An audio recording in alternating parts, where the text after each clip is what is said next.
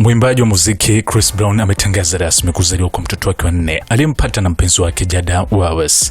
Taarifa hiyo imetolewa Jumapili ya weekend iliyopita April 26 na kuhitimisha wiki kadhaa za tetesi zilizokuwa zikienea kuhusu ujauzito wa Wallace.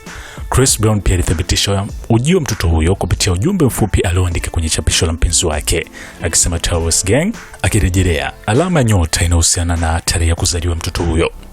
Uvumi kuhusu mtoto wa Wallace ulianza mwezi Januari mwaka huo wakati yeye na Chris Brown walipoonekana pamoja katika Paris Fashion Week, ambapo wawili hao walikuwa wameketi mstari wa mbele kwenye onyesho la mavazi la Amir Menswear Fall and Winter 2026 to 2027, ambapo mashabiki walivutiwa na muonekano wa mrembo huyo, hasa koti kubwa lililokuwa amevalia na kuanza kuhisi uwezekano wa ujauzito.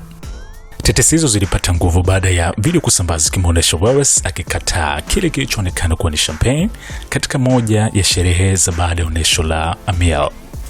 Kwanza, Chris Brown ana jumla 4 kutoka kwa wanawake 4 tofauti. Kwa mujibu wa People, watoto wake ni pamoja na Royalty Brown alizaliwa mwaka 2014 na mrembo Nia Guzman. Aiko Ketoro Brown alizaliwa mwaka 2019 aliyempata na mrembo wetu Amika Harris, pamoja na Ravi Samfan Brown alizaliwa mwaka 2022 na mrembo wetu Diamond Brown. Kuzaliwa kwa mtoto huyo mpya kunaongeza sura mpya katika maisha ya familia ya msanii huyo, huku mashabiki wake wakiendelea kufuatilia kwa karibu maendeleo yake ya kimuziki na maisha binafsi.